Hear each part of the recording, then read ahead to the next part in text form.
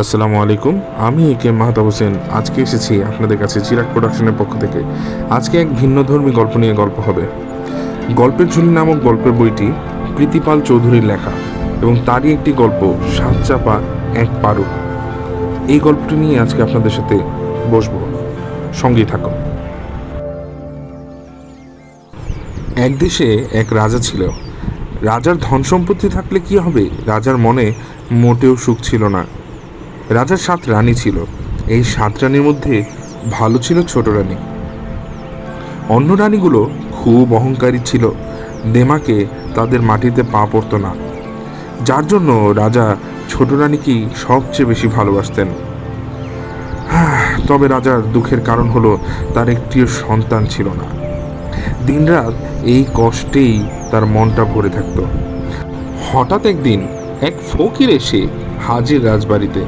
ভিক্ষা চাইলে সবাই তাকে দূর দূর করে তাড়িয়ে দিল। 6 রানী ফকিরকে দেখে দারোয়ানকে ডেকে বলল, এরা কেন রাজবাড়িতে ঢুকে? বাড়ি থেকে বের করে দাও। সব রানী খারাপ ব্যবহার করলে কি হবে, ছোট রানী কিন্তু ফকিরকে নিজের হাতে ভিক্ষা দিল। বলল, আপনি কিছু মনে করবেন না, ওদের ক্ষমা করে দিবেন বাবা। ফকির ছোট রানীর দিকে তাকিয়ে বলল, আমি জানি তোর খুব কষ্ট, তাই না রে? সন্তানের জন্য সবাই কাঁদে।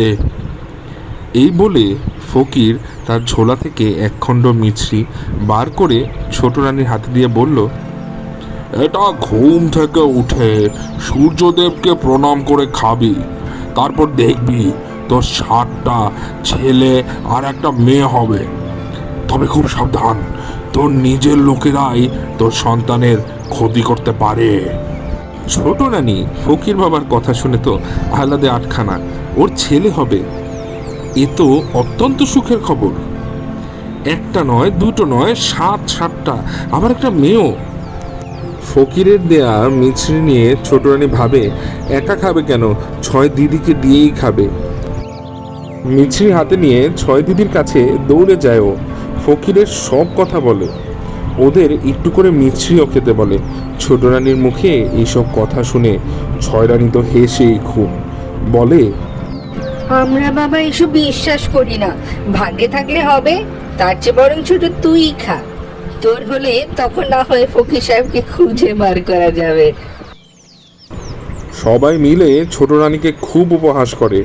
ওদের কথায় ছোট রানী কিছুই বলে না, মনে মনে খুব কষ্ট পায়। ও বিশ্বাস ভরে মিছরিটা খেয়ে নেয়। ব্যাস, আর দেখতে হলো না। অন্য সব রানীদের চোখে ছোট রানী হয়ে উঠল চোখের বালি। ওকে দেখলেই ওরা হিংসায় জ্বলে পুড়ে মরতে লাগলো, কারণ সবাই জেনে গেছে ছোট রানীর ছেলে হবে। এই খবর শুনে রাজা তো মহা খুশি। আনন্দে রাজ্য শুদ্ধ সব লোকদের মিঠাই মন্ডা খাওয়ালেন। তাদের সবাইকে একটা করে সোনার মোহর দিলেন।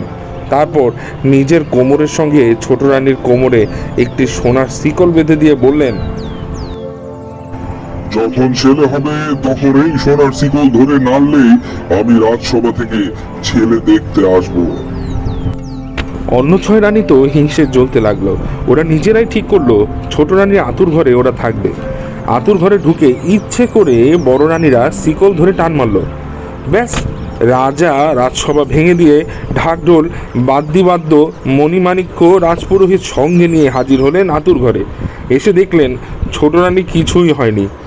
খুব রেগে গেলেন রাজা। বললেন, বিনা কারণে শিকল ধরে টানলে এবার আমি তোমাদের এই রাজবাড়ি থেকে দূর করে দেব। রাজার এই কথায় রানীরা সবাই ভয় পেয়ে গেল। এদিকে ছোট রানীর 7টি ছেলে ও একটি মেয়ে হলো।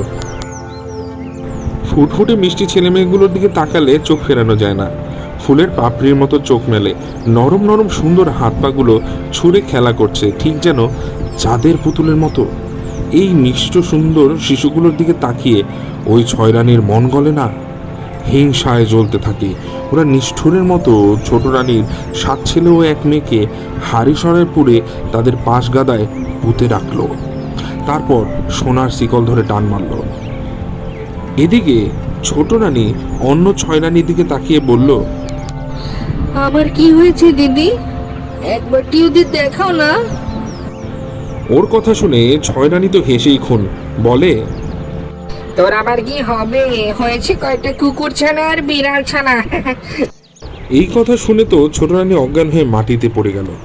রাজা মহা খুশিতে ঢাকঢোল বাদ্যিবাদ্য মণিমাণিক্য রাজপুরোহিত সব নিয়ে হাজির হলেন আতুর ঘরের সামনে। ছয় রানী রাজাকে দেখে কাঁদো কাঁদো হয়ে কতগুলো কুকুরছানা বিড়ালছানা এনে দেখালো। কুকুরছানা আর বিড়ালছানাগুলো দেখে তো রাজা রেগে আগুন, বললেন, দূর করে দাও ছোট রানীকে এই রাজপুরী থেকে। ছোট রানীকে বাড়ির বাইরে বের করে ওদের আনন্দ আর ধরে না। যাক, এতদিনে পথের কাটা দূর হলো। ওরা মনের সুখে পায়ের মল বাজিয়ে হাতের চুরির ঋণ সুর তুলে নাকের নোলক দুলিয়ে ঘর সংসার করতে লাগলো। ছোট রানীর দুঃখের আর শেষ নেই। ওর দুঃখ দেখে গাছ পাথর নদী নালা সব কাঁদে। ছোট রানী লোকের বাড়ি কাজ করে, পথে পথে ঘুরে বেড়ায়। এভাবেই দিনগুলো কেটে যায়। ছয় রানী সুখী থাকলে কি হবে, রাজার মনে সুখ নেই। এখন আর বাগানে ফুল ফোটে না, পাখিরা গান গায় না, ভ্রমররা গুনগুন করে ফুলে ফুলে মধু খায় না, রাজপুরী খা খা করে। ফুলের অভাবে রাজার পূজাও বন্ধ হয়ে যায়। রাজার মনে খুবই দুঃখ।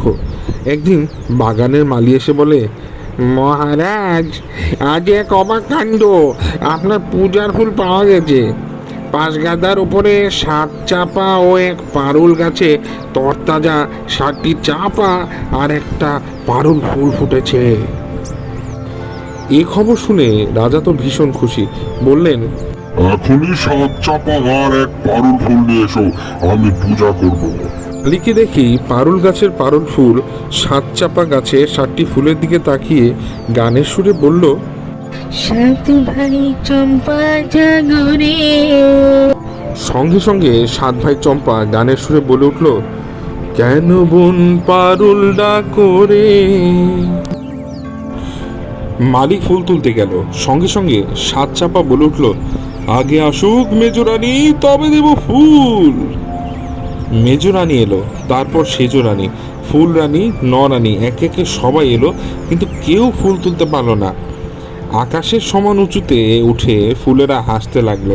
তারপর 7 ভাই ফের বলল, আসে যদি রাজার দাসী রানী, তবে দেব ফুল। এই কথা শুনে রাজ্য শুদ্ধ হই হই পড়ে গেল। সবাই খুঁজতে বের হলো রাজার দাসী রানীকে। ছোট রানীকে এখন চেনার উপায় নেই। পরনে ছেঁড়া কাপড়, গায়ে কোনো গয়না নেই, 2 হাত গোবরে মাখা, গায়ে নোংরা চুলের জট। চারিদিকে লোক খুঁজতে লাগলো। অবশেষে ছোট রানীকে ধরে নিয়ে আসা হলো সেখানে। ছোট রানীর এই অবস্থা দেখে রাজার খুব দুঃখ হলো। আর 6 রানী তো হেসেই বাঁচে না। এ ওর মুখের পানের দিকে চেয়ে হাসে, মনে মনে বলে, অমন সুন্দর ফুল ওর হাতে ধরা দিবে, আর আমরা এত দামি দামি গয়না শাড়ি পরেছি। কিন্তু বেশিক্ষণ আর 6 রানীর আনন্দ রইল না। ছোট রানী 7 চাপা আর এক পারুলের কাছে আসতেই ওরা তরতর করে নিচে নেমে আসতে লাগলো আর বলতে লাগলো, এসে গেছে এসে গেছে আমাদের মা, এবার ঘুচাই তোমার দুঃখ আমরা সবাই। এই কথায় সবাই অবাক হয়ে তাকায় ছোট রানীর দিকে। দাসদাসীরা ছোট রানীর এত দুঃখ দেখে কেঁদে ফেলে। রাজার চোখ দুটো জলে ভরে ওঠে।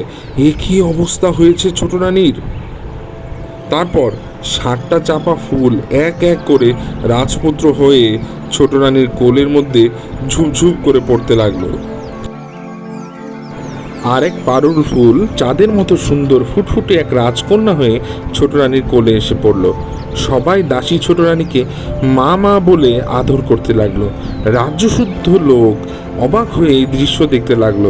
রাজ্যে সবার মনে আনন্দ আর ধরে না, কিন্তু 6 রানীর ভয়ে মুখ চোখ শুকিয়ে গেল। ওরা বুঝতে পারলো এই সেই ছোট রানী, 7 ছেলে আর এক মেয়ে। রাজারও বুঝতে বাকি রইল না। তিনি মনে মনে বুঝলেন 6 রানী মিথ্যে করে কুকুরছানা বিড়ালছানা দেখিয়েছিল। আসলে এরাই হচ্ছে রাজার 7 পুত্র আর এক রাজকন্যা। রাজা 6 রানীকে কেটে নদীর জলে ভাসিয়ে দেওয়ার আদেশ দিলেন। তারপর ছোট রানীকে সাজিয়ে গুজিয়ে জয়ধ্বনি দিয়ে বরণ করলেন। তার সাথে তার পরম আদরের 7 রাজপুত্র ও এক রাজকন্যাকে ঢাক ঢোল বাদ্যি বাজিয়ে মণিমাণিক্য সকলকে বিলিয়ে রাজপুরীতে নিয়ে গেলেন। দাসী রানী এবার রাজরানী হয়ে তার 7 ছেলে ও 1 মেয়েকে নিয়ে মনের সুখে ঘরকন্না করতে লাগলেন। রাজ্য জুড়ে আনন্দের ঢল নেমে গেল।